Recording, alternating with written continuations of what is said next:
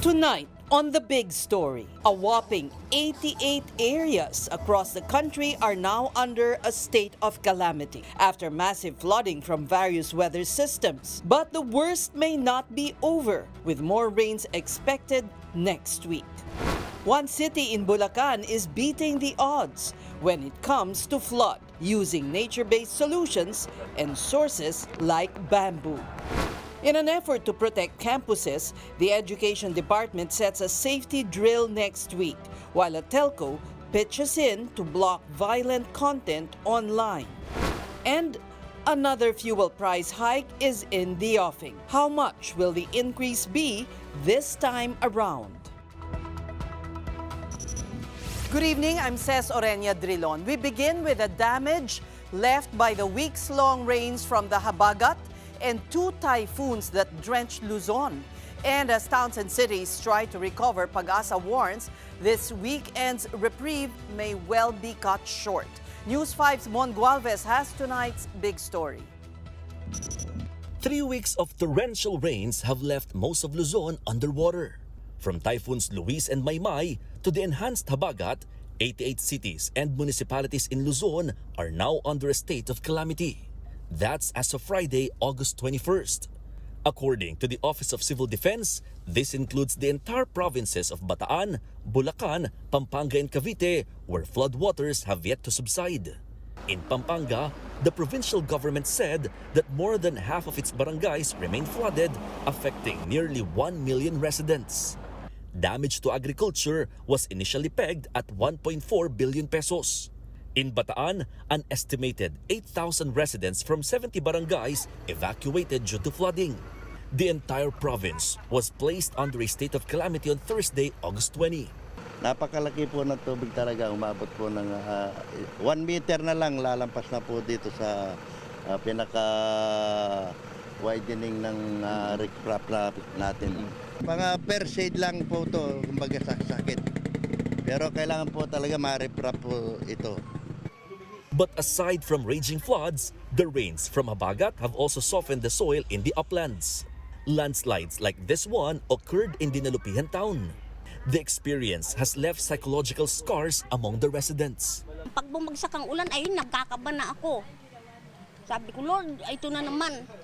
Bahala ka na po sa amin. Hindi nga po kami natutulog ngayon kami mag-ina. Ala naman po kami paglikasan na ibaluti eh. In Bulacan, flooding and mud remain a problem in several areas, including infrastructure damaged by prolonged rainfall. In the town of Hagonoy, most barangays are in waist-deep waters for nearly 2 weeks now. But locals try to carry on. These tricycles are a testament to Filipino ingenuity and resilience during calamities, modified to ride high over flooded streets. Pag hindi kami makapaghanap buhay, ala kaming kakaisasaing, kaya kami nagtatyaga-tyaga rito na para kami maiuwi sa aming mga mahal sa buhay, mga anak. But what's disheartening is the fact that 42 flood control projects were initiated in Hagonoy from 2023 to 2025, amounting to some 3.52 billion pesos. This is what those projects have to show for all that money spent. Kung nagawa po lahat yan, magiging effective. Mababawasan, I think. Ano po? Yan po, kung nagawa talaga ang mga flood control.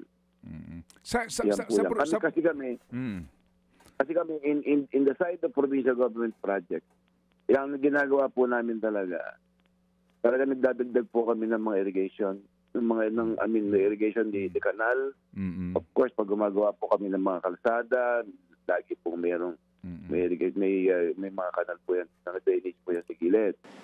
Weeks of heavy and continuous rainfall also saw rivers overflow in Pangasinan, Zambales, Rizal, and Batangas. In Pangasinan, Dagupan City, Santa Barbara, Mangaldan, Bogalion, and Mangatarem are under a state of calamity. Masinloc in Zambales, Rodriguez or Montalban in Rizal, and Nasugbu in Batangas are also badly hit. Today, the Habagat seemed to have weakened with just occasional rains falling in some parts of Luzon. But Pag-asa is warning of more showers next week. For News 5, Mon Gualvez, we are One News. Today is the 43rd death anniversary of former Senator Ninoy Aquino. Members of the slain opposition leader's family visited NAIA to view a marker dedicated to him. The marker was recently relocated to the arrival area facing the new Terminal 1 facade. The Aquinos were welcomed by new NAIA Infrastructure Corporation President and CEO Ramon Ang. The National Historical Commission of the Philippines also held a commemoration at the airport to honor Aquino's legacy. Aquino was assassinated at the then Manila International Airport on August 21, 1983, upon his return from 3 years in self-exile in the United States. Relatives and supporters also held a mass for Aquino at the Manila Memorial Park, where he is buried. In a statement, President Ferdinand Marcos Jr. said Ninoy's memory reminds Filipinos of the courage to stand by their convictions. He also reminded that disinformation, division, distrust, and civic indifference underscore the importance of active engagement in our nation's affairs. For her message today, Vice President Sara Duterte did not mention Ninoy Aquino Day and instead highlighted the International Day of Remembrance and tribute to the victims of terrorism. We cannot build a culture of remembrance on monuments and moments of silence alone. True remembrance demands concrete action, an active commitment to justice, policy enforcement, and comprehensive rehabilitation. Well, our Friday night will not be complete without him and a roundup of political issues this week. Without further ado, please welcome the Dalai Lama, One News resident political pundit Ronald Llamas. The Filipino is worth dying for. Yan ang bigkas ni Ninoy Aquino nung siya ay paparating. I mean, he never got to deliver his speech. Are there leaders now in the Philippines still thinking that way? Parang the Filipino is worth stealing from ang Correct, leadership ngayon. Diba? Tingin ko the Filipino people is still worth dying for, worth fighting for. Yeah. Pero yung mga politiko, pabayaan mo na. Paano tayo uusad? Diba? Okay, I'd like to begin with the recantation of Gutesa. Mabigat yung mga sinabi niyan. Ang scriptwriters ay sila Yes. Senator Marcoleta. Can you imagine in the Senate? Yeah. Fabricating. But, was it you who said, parang dalawang highest bidders dyan na naglaban, nakakulong na yung dalawa. So, umatras na itong si Gutesa. Hindi naman siya surprising eh. Dahil kitang-kita mo naman nung Blue Ribbon Committee hearing, talagang kino-coach siya ni Marcoleta. Tapos nandun din si Mike Defensor sa gilid-gilid, di ba? So hindi ka magugulat nung pa sinasabi ni Ping Lacson na parang kwanto, stage, no? At doon nag-aaway na sila ni Marcoleta. At ngayon, medyo proven naman yung nangyari. But on the other hand, there were hopes that he would be the key to pinning down former Speaker Martin Romualdez. Well, siguro dahil yung original affidavit niya na ghost notary, no? Hindi lang, Yun. ay marami siyang sinasabi. Pero hindi ko lang sigurado noon kung siya talaga yung magiging smoking gun. Dahil kwan lang siya parang... Tiga-deliver. Oo. Wala namang alam. Oo. Ang potential na smoking gun, si Saldico.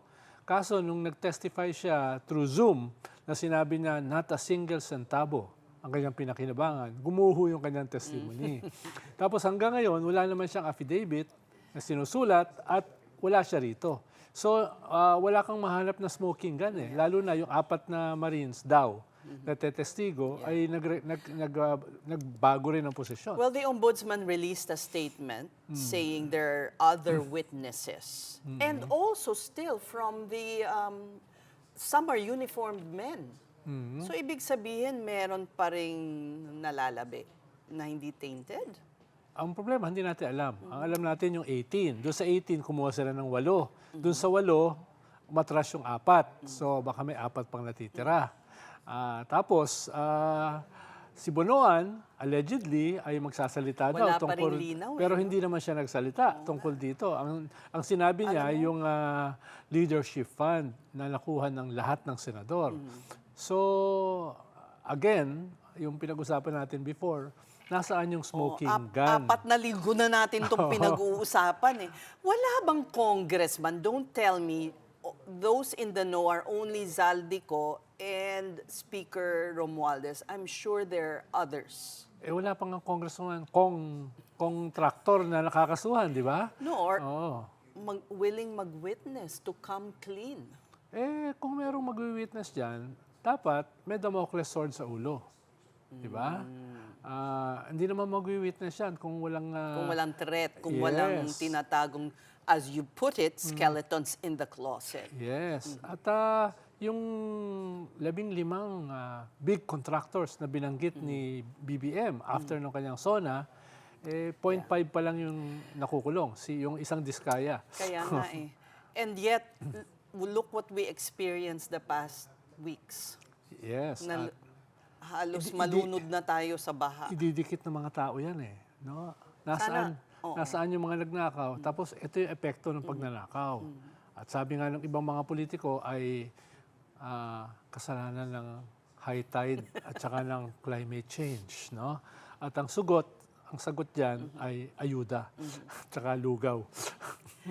Kasi winaldas ang mga pondo para dito, para ma-address ito. But Pero 2 days ago, nagsabi yung Malacanang na meron silang kinontrata na Dutch company para gumawa ng 37 catch basins. Well, that's a good start. Pero hindi sapat ang catch basin. Kailangan mo ayusin yung drainage system. Right. Kailangan ayusin mo yung waste management system na naglalagay ng mga basura sa drainage. Di ba? Yung catchment kasi, yung catch base, kanya water impounding yan eh. water impounding. Pero hindi siya standalone eh. Kailangan niya ng integrated. Kailangan holistic eh. Yes. Holistic. This was, well, I guess, natanto na ng gobyerno kung gaano kalaki yung problema. No, Nag-submit kami ng master plan noon eh. Si Babe Singson nag-submit eh. Tinapon lang sa basurahan. Hindi na nga makita yan. So, ano na bang nangyari? Because all our leaders were just focusing on how much money they can make out of the government. Dahil nung panahon ni Pinoy, tinanggal ang pork barrel. Nagpakulong ng 3 senador, including a former Senate President. Siyempre, pwede bang walang pork barrel ang mga congressmen tsaka senador? So, dyan nagsimula yung massive thousands of flood control projects. Pamalit sa pork barrel. Diba? Which started during the Duterte administration. 14,000 flood control projects. Can you imagine 14,000 flood control? Very, yung flood control eh. Because yun ang kumbaga, nararamdaman ng mga tao na delubyo tuwing tag-ulan. I mean, yun ang concern. Well, so it became a favorite project. Actually, naging favorite siya dahil ang flood control nakatago sa ilalim ng lupa. So, hindi mo malalaman kung ano ba talaga yung ninakaw, ano ba talaga yung ghost, no? Halimbawa, pag pumunta ka sa Tokyo, open na open yung flood control nila. Nag-podcast nga kami sa loob ng kanilang flood control, yung huge water cistern. Pero isa lang ang flood control nila sa buong Tokyo. Kasi hindi libo-libo. Kasi connected lahat. Ito kasi one city has its own. Hindi nga pwede yun. Dahil isa lang ang drainage dapat, isa lang ang waste management, isa lang ang water impounding. Para sa, napuntahan ko rin yun sa Copenhagen sa Denmark, isa lang. No? Hindi nila ma-imagine yung libo-libong flood control. Parang from the very start, kalokohan ito. So ano ba dapat ang prioridad ng gobyerno ngayon? Ayusin, come out with a holistic plan? Or go after all these scoundrels na hanggang ngayon wala pa tayong all of the above. Yeah. All of the, konektado naman yan eh. Kung hindi mo huhulihin yung mga scoundrels na yan, yung mga kawatan na yan, di magpapatuloy din yung cycle of corruption. Yeah. Titirahin pa rin yung mga flood control na yan. Pero mahalaga yung holistic master plan involving drainage, waste management, water impounding. No? Siguro yung plan ni Babe Singson dapat na lang itignan, balikan, and then improve on it. Kasi Yes. nandun na siya eh. Nandun Yes. na itinapon Oo. lang nga sa basura. But you know, because of this inaction and all these things that have been happening, parang nagba-backfire sa administrasyon. Yes. Kasi wala tayong nakikitang action sa totoo lang. And Sabi nga ni Secretary Vince Dizon, tama lang na murahin nyo kami. pero hanggang galit na lang ba? Tama lang na banatan nyo Oo kami. nga, hanggang doon na lang Yung ba? ibang mga politiko defensive eh. Di ba? Well, Bakit kami sinisisi? Bakit yes, but ganyan? it's parang hanggang doon na lang ba? Show us results. Siyempre hindi. So, I'd like to ask you, itong bangayan between Yusek Claire Castro and, well, our friend, Christian Esguerra, when he pointed out, for instance, and it's a question I also always ask, ang confidential funds na naunang binigay kay VP Sara Duterte at the end of 2022 was given by the President. Yun yung original sin. Although, of course, it doesn't mean na hindi niya... Wawaldasin mo yun o nanakawin mo. Oo, eksakto. O ibibigay mo kay Piatos. Tapos yung those in 2023, the 3 quarters were given by Congress. Yes. Tsaka, huwag mong kalimutan, SES, nung panahon kasi na yan, that's December 2022, may unity pa. Eksakto, At eksakto. si Vice President Leni Robredo na walang confidential at saka intelligence fund, ay siyempre, zero yung kanyang budget. Yung minana ni Sara, yan pa yung budget ni Leni no? Para sa year na yan. But I have to point out also na VP Leni then was credited by COA as being a model. Hindi ba? Yes. In reporting how her funds were spent. Yung Update- contrast, di ba? updated yung kanyang liquidation Yes. no? Yung iba kasi ibang liquidation yung alam eh. So siya, yung liquidation niya updated. Kaya hindi siya nagkakaroon ng notice of disallowance, di ba? Oh, pero, sige, teka muna. Gusto kong bumalik kay Yusek Claire kasi. Instead of being defensive, why not acknowledge it really did naman come from, sabi mo lahat ng mga government officials kasi ngayon very defensive. Hindi, karamihan, lalo ng mga local government. Pero ang kaibahan kasi kay Yusek Claire, siya yung alter ego ng presidente, siya yung spokesperson. As a spokesperson, ang alam ko, you don't have a life. No? You would know. Oo. Kung yun eh. Yung kwan ka. Kaya, You kung may take all the brickbats thrown at the president. Yes. Ikaw ang shock absorber.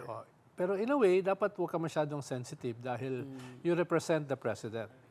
Unless yung presidente ay galit at binigyan ka ng bendisyon na makipag-away, ibang usapin yun. Pero parang wala kang sariling buhay. Hindi ka pwedeng pumatol, no? Pwedeng iba ang i-hire mo para pumatol. Pero ikaw, chill ka lang, no? Mabalik tayo dun sa binigay ni presidente. Ano ba sa tingin mo ang dahilan nun para dahil hindi niya nakuha yung defense portfolio, pampalubag loob? Probably all of the above. No? Kung pa sila noon, magkaalyado pa sila, wala pa masyadong away. A few months later, nangyari yung tambalos-los, natanggal si GMA as a senior deputy majority floor leader, speaker. No? So, medyo kung pa sila noon, honeymoon pa. Diba? At siyempre, pag humingi siya, di mo na nga binigay yung defense, tapos hindi mo pa bibigyan ng confidential fund, di ba? So, kumuha ka from your office. Actually, gray area yun, ha? Hindi yun ganun kadali na kukuha ka sa budget mo, ibibigay mo sa vice president. No? Yung ganun. Pero malinaw yung dahilan. No? Magkaalyado pa So, sila. offense rin kaya yun? Ha? Offense rin ba yun? Pwede rin bang silipin yun? Well, sa gobyerno naman, lalo na sa budget, maraming gray area dyan eh. No? Kaya nga ang dami mong allocables at program funds eh. Kaya nga ngayon parang no one is coming with clean hands actually. Hindi ba? Siguro yung least guilty na lang ang ating alternative. Now, when the Ombudsman issued a statement that they still have 28 more witnesses against the former House Speaker, I guess meron pang tinatago siguro naman si Boying. Can we hope na meron pa siyang mga alas na nakatago dyan? Well, hindi natin alam eh. Ang hirap i-second guess eh. Dahil last year, sabi niya, maraming makakasuhan at makukulong before Christmas. Hindi naman nangyari. And then March, and then May. Nasaan na tayo ngayon? Dumaan na naman ang isang Bare months na, malaking habagat na ano, and more to come, hindi pa tapos. Pero at least may napakulong na 2 senador. No? So, yung ikatlo, nabigyan ng bail. Are you still hopeful na may makukulong? Are you still hopeful? Yes, kaya Is nga the yung... president, was he really honest in saying that, you know, kahit kamag-anak niya to, talagang ipapakulong niya, ipapasagot niya? Well, nagsampa sila ng kaso, nag-hold departure order, nag-freeze ng accounts, di ba? Wala pang kaso, ha? Hindi, preliminary investigation. Nag-PI sila eh, di ba? Oo nga. Oh. Yun naman yung initial stage bago umakyat sa Sandigan Bayan. Kaso baka Ang problema, meron ka bang testigo? Yun naman ang issue dyan eh. 28. Sabi niya, 28. Oh, Let's hope. pero wala tayong nakikita pa eh. No, doon sa 28 na yan. But, ang lumabas, yun na nga 8. ang tanong ko sa'yo, are you? You can't say. You can't say. Well, confident ako na may mga senador pang makukulong. Kaya nga may isa kang senador, di ba? Napupustahan pa tayo, sabi mo, babalik. Sabi ko, hindi. Hanggang ngayon ba, iniisip mo, babalik? extend ng sick leave yun, ha?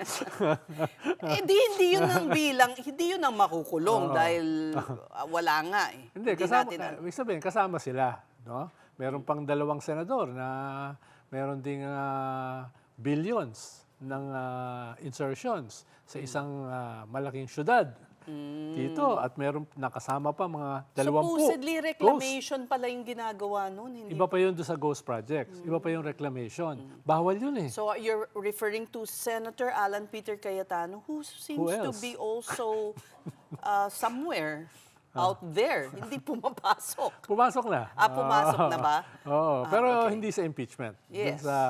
Pumasok siya sa regular session. Pero parang medyo bumait ng konti. Hindi mo napansin? Ewan ko. Gusto ko, kasi wala na siya mga Facebook Live masyado. Hindi na nag-online selling masyado, di ba? Tama. Wala masyadong inaaway. Alam mo, ano bang requirement dyan sa batas sa impeachment? Because ang daming mga absent. And you should be there to see the evidence, to see the presentation of the witnesses. Well, role yan ng presiding judge. Papaalalahanan niya. Pero hindi mo naman ma-sanction eh. Dahil pare-pareho lang kayong mga senador eh. Di ba? Pwede mong pagsabihan. Hindi pa lumalabas ang ruling niya na sinasabi. Oo. Tapos, merong window dyan. Pag talagang hindi ginagawa yung trabaho, punta ka sa ethics committee. Pero sa Senate, hindi ganun kadali yan eh. Dahil kung kayo, pare-parehas kayong collegial senators eh. Sa House pwede. Ang dami nyo eh. 300 plus kayo eh. Sa Senate, 24 lang kayo. It's too... May mga bills na nag-unite kayo, may mga bills na magkakaaway kayo. Kaya medyo hindi tradisyon ng Senate na mag-expel ng miyembro. Kaya ang sasabihan lang dyan ng presiding judge, papalalahanan. Pwede ba kayo maging neutral? No, pwede ba kayong huwag nyo masyadong i-harass? Wala pa siyang sinasabing ganun. In fact, ang witness ang napagsabihan. I'd like to ask you, is Madriaga going to be presented? Parang hindi pa sure ang prosecution. The Vice President just recently filed a second case, di ba? Against this potential witness. For now, I doubt it. Dahil lahat na nakakausap sa prosecution, parang hesitant sila na Why? kunin si Because he's Madriaga. also a polluted source? Posible. Hindi ko alam kung anong hawak nila eh. Pero posible rin na yung defense, ipatawag siya sa hostile witness. Paano nagsampa sila ng kaso, yung anak ni Panelo, Right. ng right. perjury Yes. laban sa kanya. Second case. Yes, Doon sumipot si VP Sara. Baka meron silang bubutasin na mga nabanggit niya. At siyempre, pag yung may nabutas ka, kahit hindi ganun karami, it taints the witness. But parang to strengthen the case kasi of the prosecution, kailangan din mapakita o hindi na ba na nagamit for personal use yung Well, funds. initially, ang sabi ng prosecution ay medyo hindi kulang yung kanilang ebidensya. No? Yung kanilang mga notice of disallowance, yung kanilang mga documents tungkol sa galing sa COA, Yung mga ginastos sa mga safe BIR, house na napakalaking etc. halaga. Oo, tapos yung mismong testimony last Tuesday ni Acosta na hindi siya bumigay dun sa pressure sa kanya na i-absorb yung blame as a disbursing officer. Yung linya ni Amy, na di ba kasalanan ng disbursing officer yan, hindi lang head ng office? Sinabi niya mismo na si VP ang nag-utos sa kanya. Yes, na sinabi na rin naman niya sa Quadcom last So is year. that enough? Hindi. Medyo kwan yun. Kung kulang ka sa smoking gun, that's a smoking gun. Disbursing officer mo mismo ang nagsabi, inutusan ka para gawin ito, tapos binigay mo na bawal kay Colonel La Chica. Yeah. No? So, actually, pwede ka maging state witness. Kung halimbawa kakasuhan ka, dahil yung mga binanggit niya, And ipagbigay she's ka a trusted confidant or trusted employee, long employee of the VP. Yes, pero hindi siya katulad ng Chief of Staff ni Bong Revilla na nakulong at namatay sa kulungan. Naging fall guy. Tingin ko, nasa isip niya yun, na hindi mangyayari sa akin yun. No? So yun ang nakita mo doon. Last question,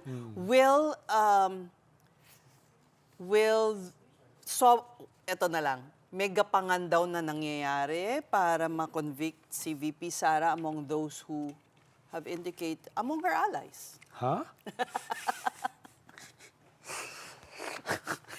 Ikaw ang nakakaalam niyan kung totoo yan. Ikaw naman. Siyempre, walang aamin dyan. Pero anong alam mo?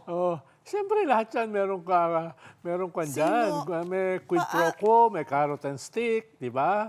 Kaya hindi ako magugulat kung meron ng 2/3. Hindi ako magugulat, pero wala namang aamin, di ba? Kung ako yan, kung ako yung yung involved dyan, sabihin ko sana, ay sisiguraduhin ko yung sinabi Ano yung kinorek mo? yung sinasabi ni Cheese na 2/3 sa 16, no? Sisiguraduhin ko na kaya yon, no? Makukuha yan sa carrot and stick negotiations na walang aamin, di ba? Ikalawa ay magsasampa ko ng kaso sa Supreme Court para linawin ano ba yung 2/3. So kung bumaba yan sa 14 or 12, Kaya. no? Tapos meron ka ng 16, may allowance ka. Mahirap kasi yung 16 lang, sakto eh.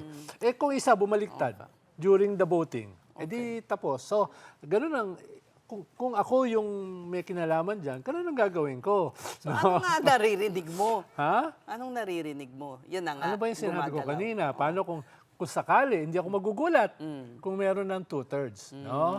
Pero wala nga amin dahil hindi pa tapos yung trial eh. Well, I think you know more than what you're revealing here, but thank you so much for your time on a Friday for making it here to the big story. That was Ronald Llamas, our resident political pundit. You're watching The Big Story on One News. Just when we thought the rains are over, Pag-asa says get ready for what it calls enhanced habagat. The details when we return.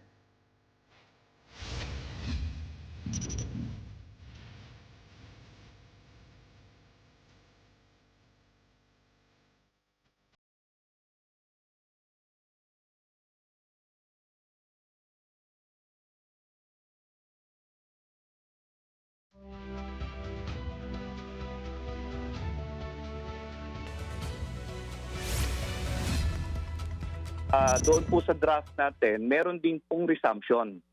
So the LGU may declare the suspension for the city or even the province or municipality. But if ang kondisyon dito sa mga lugar na ito, then the principal, the division superintendents can now recommend na pwede na ho kaming mag-resume ng classes.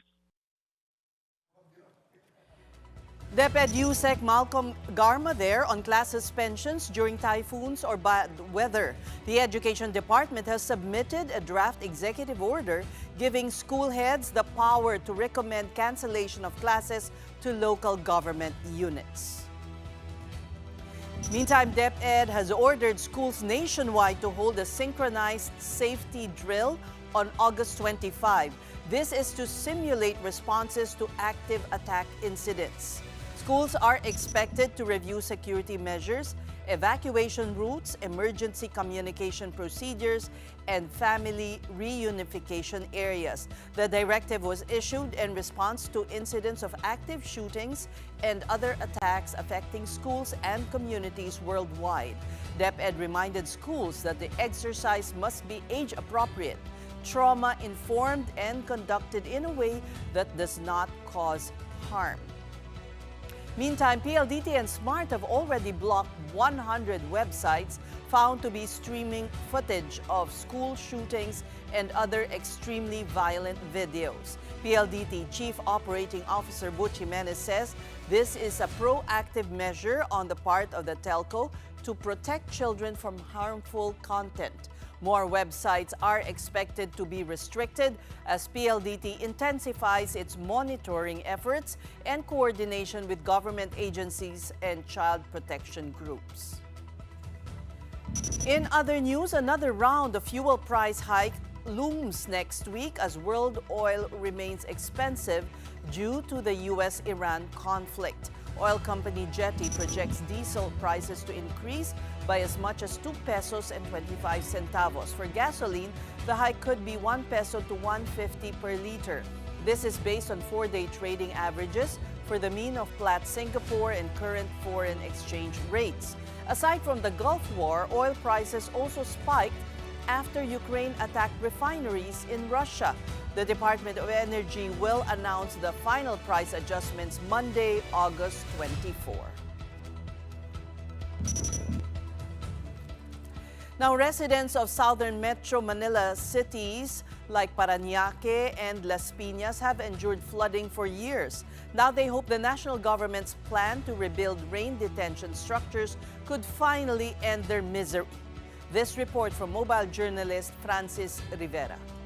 Several residents from areas included in Malacañang's list of 39 potential sites for rain-catching structures are hoping that the proposed projects will finally help ease the flooding that has affected their communities for years. Residents of Sitio Sunrise in Barangay Munwok, Parañaque City have become accustomed to flooding every time heavy rains hit their area. To protect their belongings from rising floodwaters, they have resorted to placing their furniture and other valuable items on wooden platforms. Some families have also built second floors in their homes, giving them a higher and safer place to stay when the water from the nearby creek rises and overflows. During the heavy rains last week, residents said the floodwaters rose to a level that was more than a person's height. For these residents, the proposed rain-catching structures bring hope that their long-standing struggle with flooding may finally be addressed. Since natumira kami dito, laging ganyan, baha. Kaya hindi na kami naninibago. So sana po masolusyonan kung ano po ang problema natin dito sa problema namin dito sa baha. Kailangan po sana po masolusyonan naman po. Yun lang po ang hinihiling po namin kasi lagi kaming binabaha. Talagang lunod ang aming mga bahay sa baha. Kaya sana po matulungan po kami dito sa lugar namin na matulungan nga ang aming lugar na dili lagi maabot sa baha. Pakiusap lang po sa lahat nga nangangkulan dito sa ating Pilipinas. Some of the areas we checked based on the list include locations in Mandaluyong, Parañaque, and Las Piñas where several communities are situated near creeks. Isa itong Camellia 3D dito sa Las Piñas sa mahigit 30 potential sites na tatayuan ng rain catchment system na ang layunin na mas mapabilis ang pagbaba ng tubig ulan upang makaiwas sa pagbaha. There are 39 potential sites in Metro Manila where these structures may be built. The proposed sites include large underground detention areas as well as smaller open spaces that can temporarily store rainwater during heavy downpours. The project has already completed its preliminary study and the plan is expected to be finalized by the end of August. President is also targeting the completion of the flood control projects before the start of the rainy season next year. Kapatid! Mobile journalist Francis Rivera, we are One News. Pag-asa forecasts broader habagat rains beginning Sunday, August 23rd. This is due to two low-pressure areas and a severe tropical storm. Although these weather systems are outside the Philippine area of responsibility, they will enhance the southwest monsoon and bring rains to parts of northern and central Luzon and southern Luzon as well as Metro Manila.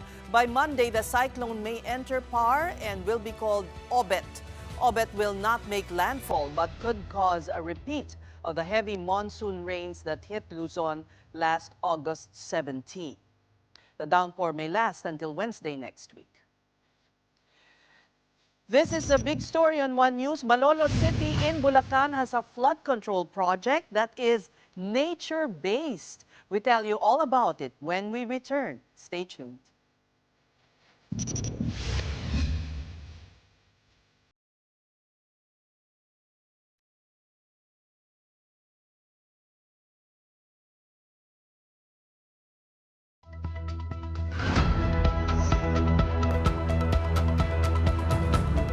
Pag hindi kami makapaghanap buhay, ala kaming kakaisasaing. Kaya kami nagtatyaga-tyaga rito na para kami mayuwi sa aming mga mahal sa buhay, mga anak. Pag bumagsak ang ulan, ayun, nagkakaba na ako. Sabi ko, Lord, ito na naman. Bahala ka na po sa amin. Hindi nga po kami natutulog ngayon kami mag-ina. Ala naman po kami paglikasan na ibaluti eh.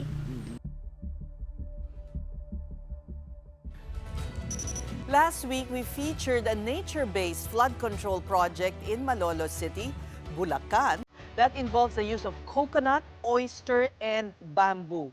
Malolos began constructing the flood work in Barangay Pamarawan last year under the North Manila Bay Flood Protection Strategy. The bamboo and oyster breakwaters reduce wave energy, and oysters packed inside coconuts encourage reef and habitat recovery.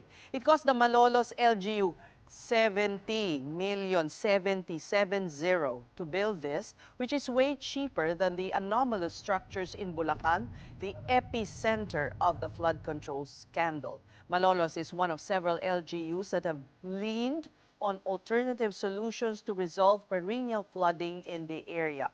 Quezon City, for instance, has built an open field at the QC Memorial Circle with a retention pond that can hold 651 cubic meters of water. It's time to put a spotlight on initiatives that move communities forward. Welcome to Sustainability.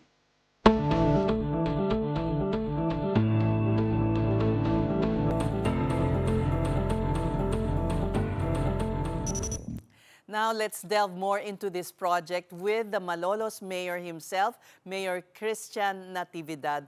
Yes. Good evening, magandang gabi po. Welcome sa Sustainability. Yes, good evening, ma'am, and thanks for having me. Yeah, no, masayang-masaya ako to have you and to highlight what you're doing, Yes, because we're throwing billions, trillion even, Yes. nakarating na ng trillion, on flood control that doesn't work. Yes. Aside from being substandard, actually concrete solutions are not the best. Yes, ma'am. Right? So tell us muna, Mayor, kailan nagsimula yung germ of the idea to use oysters, talaba lang, ano? Yes, ma'am. Talaba, coconut, at bamboo. Bamboo. So, ma'am, we started this because there was this severe flooding happening not only in Malolos City, through our district, province-wide, and elsewhere, even Pampanga and Tarlac, and even Metro Manila. And for the longest time, coastal protection is really heavily reliant on gray infrastructures, hard infrastructures. And we see that it's not enough. So we tried to partner with different experts coming from Netherlands, University of the Philippines, Robredo School of Governance, even civil societies like Wetlands International. So we talked with them for quite some time. Hindi kayo believe dun sa gray solution. Ma'am, what is exciting about this nature-based solution is that we are not forced or pushed to pick between hard engineering projects and nature-based solution. We are now in the brink of making them both apply to this project, and we can find better solution joining these hard engineering projects and nature-based solutions. It's a combination It's a of combination, both, not yes. one or the other. Yes, ma'am. Oo. Kasi you will need also naman the concrete like dikes or in the end, no? In the end, Kailangan din. Oo.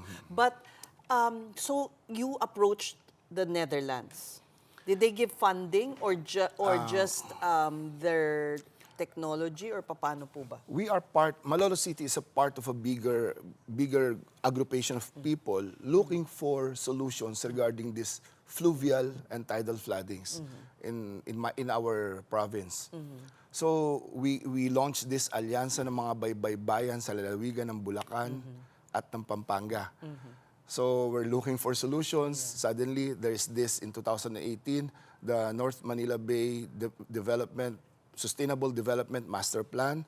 Ang offshoot po nito We ay have so much master plans na Yes. pala na hindi naman nagagamit. Yes, and this was spearheaded by NEDA and the Dutch, the Royal In Kingdom what of year Netherlands. was that? That was in 2018. But the scaling up and the discussion started in 2015 and 16. So tagal na po. So by 2018, nag-signing yung Netherlands and NEDA. Ang offshoot po nito, lumakita na there's this big problem how we can sustain development in North Manila Bay if there is perennial flooding happening all over the coastal communities around it. So nagkaroon po ng North Manila Bay Flood Protection Strategies. May ganun pala. Yes, meron pong ganon. So nanganak po siya, and this one led to the discussions with us, the city government, who is very much willing to test this kind of innovative alternative in terms of solving this perennial climate change flooding brought about by what's happening right now. It takes political will. So far, you're the only one in Bulacan that's doing this. According to the Netherlands government, and we are the first. This is now claimed as the first large-scale coastal nature-based solutions pilot project in the Philippines. Wow, congratulations. And this is according to them. I understand you're also working with the former mayor of Hagonoy, Yes. whom I met, Angel Cruz. Kaya lang he's not in position right now, but still very active. Yes. Oo. Ngayon, pakipaliwanag because eventually you want to plant mangroves in this structure that you're making na yun ang talagang haharang, no? Because ano po ba ang source ng baha sa Malolos? Dalawa po. There are two sources of flooding in Malolo City, even in Bulacan. First is the rain floods coming from the uplands, Yes, Angat okay. River, galing sa Pampanga So, River. interior, galing sa mga bundok. Yes, we need to dredge. Okay. So, para mapabilis ang daloy ng tubig. Papuntang dagat. Papuntang North Manila Bay. And the other one, yung daily predicament ng mga taga sa amin is the tidal flooding. Okay. Basta po nag-high So, tide dalawa. dyan, yes, mabilis po ang pag-angat niyan because of the coastal flooding, because of sometimes meron pa hong severe storm surges, katulad po ngayon na nangyari, makita niyo po, talagang may alon. Biglang So ang imagine mo taas po ng ang wave alon. energy nun, kayang gibain po nun lahat, i-wash out lahat ng... Kahit anong konkretong ilagay mo dyan. Pag maghapon pong binabanggayan, magigiba po kagad dyan. Okay. Kaya maganda yung nature-based dahil dumadaan ng tubig, permeable, no? Yes, permeable po siya. Bamboo is permeable. And at the same time po, ang ginawa natin dito is not only mangrove restoration. First is the enhanced nature-based breakwater. Kumbaga harang. Harang muna po yun. So siya Harang muna yung pampahina ng wave energy. Okay. Yung alon. So babanggain muna po siya doon. So Makakapasok ang alon pero kumbaga napiprevent yung Yes. masyadong... Hindi naman po siya isang diretso kasi may mga pagitan din po siya. 5 breakwaters po ang ginawa natin dito. Two of which are from bamboos, discarded oyster shells, and yung talaba. Di ba nauubos ang talaba? Hindi na po. Discarded na po. Talagang hindi na ginagamit. Inipon po namin yun.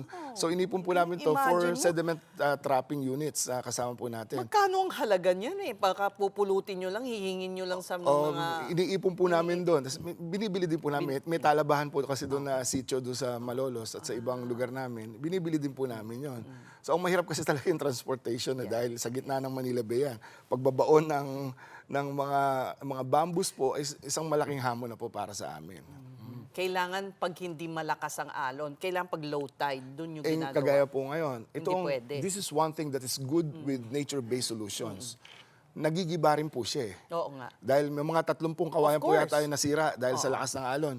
That was yesterday. Okay. A day after, kinabukasan po, buo na uli namin sila. Oh, galing, di ba? Unlike po nung gray infrastructure. Hindi, tsaka yung gastos. Magkano yun? Totoo po. Magkano yung paglagay, magkano ginastos nyo para ayusin yung nagiba kahapon? Magkano lang po yung kawayan? Baka po nahingi nga nandun. Ang may bayad lang po yung, yung labor. Kasi... Isipin nyo, I'd like to point out also that you're the only, one of the few mayors who submitted a report to the ICI. Apo. And magkano ang isa na anomalous project, o ghost project? Billions. Billions. Yes. Just cite one. One is in one of my barangays with 100 households with the compounding budget allocations of and executed or implemented projects na natuklasan po natin. It's like 1.4 billion pesos for 100 For one barangay? 100 households. So imagine mo yung ang laki ng discrepancy pag magko-cost benefit tayo in terms of public expenditures and investments. Hindi mo makikita ang kailangan mong tapunan ng ganung kalaking pondo. Ang isang kailangan nila ng budget but not with that kind of amount of money. 1.4 billion? 70 million nga lang yung ginastos nyo dito. This is 14 hectares. So kung i-quantify po natin yan per hectare, this is like 10 million per hectare. And nanunukli po ito kasi this generates knowledge, this generates livelihood. There is restoration of the ecosystem and the restoration of the natural coastline defenses na meron po tayo. I am so excited to see you plant mangroves. When is the target? According to the water experts from Netherlands and some universities in the Philippines, it's better for us to plant dampalit and mangroves by next year. When the trapped sediments, using the sediment trapping units, bamboos, ay nandoon na to hold the mangroves firmly. And one thing is good with the mangroves, permeable din po siya. At the same time, ay cost-effective. Mura po. Mura, maganda tingnan, maganda. madaming isda, because this is like a hatchery, yes, right? and this is For a breeding fish, ground for crabs, everything. Biodiversity, marine life po natin. Pwede nang mamangka doon at mamasyal. Opo, for tourism, livelihood, hindi po tayo matatalo eh. And one more, you can even eventually sell carbon credits because this is low carbon project. Yeah, the sequestration of carbon by mangrove is about 3 times, I think, land tree. Yes. Fantastic. So, ang maganda po rin na ginagawa ninyo ay makikita ng ibang mga bayan na may solusyon na hindi mahal and nature-based. And this one is also adaptable. For example, we saw one in the news yesterday that one of the dikes in Kalumpit, Bulacan is reaching the maximum height na, yung tubig. Okay. That's hard infrastructure. What if that is mangrove? Yung mangrove, sumasabay sa laki ng tubig, sumasabay din po ng paglaki. So that's adaptive. So Kaso, imagine mo po yun. Kung meron kang diken na nga na ganyan, na sementado, paano pa maglalagay ng mangrove? Is it possible behind or in front? So, not all places should be, marami po kasing uri ng nature-based solution. If we're talking about So it's mangrove not a restoration, one-size-fits-all. No. You have to study There's so it. many types of nature-based solution. In particularity, this one, we're talking of enhanced breakwaters to reduce wave energy. That's the first. Second is the mangrove restoration. Okay. And third is the sediment trapping units. And the fourth is the Sediment natural natural restoration of coastal defenses in my coastal Okay. communities. Yung sediment trapping, ito na yung mga galing bundok. Na... Dalawa po yan. Okay, sige. So one is coming from, very rich in sediments. Pag pinag-aralan niyo po yan, dyan lumalago ang nature natin because of the sediments. The minerals Yes, yes. from the mountains. From the mountains. That's the other one. The other one po, pag high tide, may dala rin po sediments yun. So tinatrap pa rin po natin yun. Both. Both po yan. So yayaman lalong lupa. Yes po. Anong itatanim? Isa po na nakapropose doon is dampalit and the other one is mangroves. Itong mangroves. Pero Yes. yung pagkakakitaan ng mga tao, ano po? Kung makikita mo po, nasira na halos lahat ng fishing grounds doon eh. Alam mo, Na-wash away. kasalanan rin ninyo yan eh. Kasi when you really think about it, this was mangroves. And then ginawang fish pond. Yes. And then ang tubig nyo, sobra ang ground extraction. Opo. Bumababa na yung Land nagkakaroon- subsidence. Yes. Opo. Oo. Pero nung mangyari ma'am yun, nung maging mayor po ako, sira na.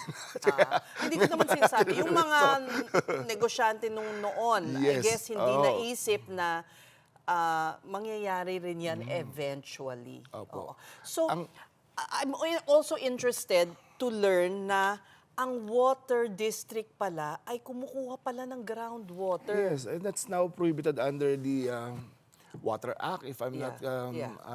if my memory serves me right, even do sa Climate Change Act, kailangan po talaga ihinto na natin ang groundwater extraction. And number one culprit po ng land subsidence is a proven fact and published by different water experts and geologists all over the world, and even the Philippines, like Project NOAA and University of the Philippines. Kaya lalo tayong binabaha dahil bumababa ang lupa natin. Bumababa ang lupa. Ang tawag po dyan, land subsidence. Yes. Yes. So, ang mabigat po dito, sa buong Pilipinas, ang pinaka-vulnerable sa land Is subsidence is Manila Bay, coastal communities, and Bulacan is part of that. Tatlo po sa bayan ng Bulacan, merong pinakamabilis na pagbaba ng lupa. Aling mga bayan niya? According doon sa published study po nila, is Hagonoy, Giginto, and Balagtas. Hindi kayo kasali. Pero pinabawal nyo na ang water district Yes. na kumuha ng tubig Opo. sa ilalim ng lupa. Opo, totoo po yun. Ang ginagamit po namin ngayon ay yung tubig po nanggagaling sa Angat Dam. Ang tawag po dyan ay Bulacan Bulk Water Project.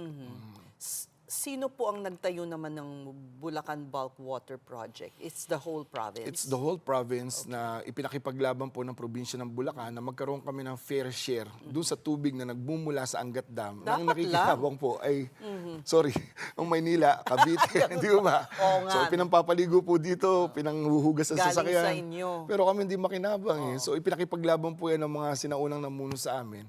Yun nga lamang po, yung malaking bahagi pa rin doon na nawawalang share sa amin. Kasi kailangan din po namin, siguro hindi na foresee ng mga lumang leaders namin na dadami ng ganito ang business establishments, ang tao sa Bulacan.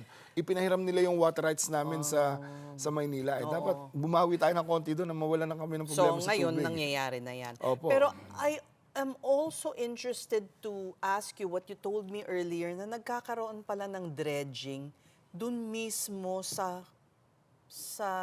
Manila Bay. Yes. Bakit? Anong pa ang dahilan?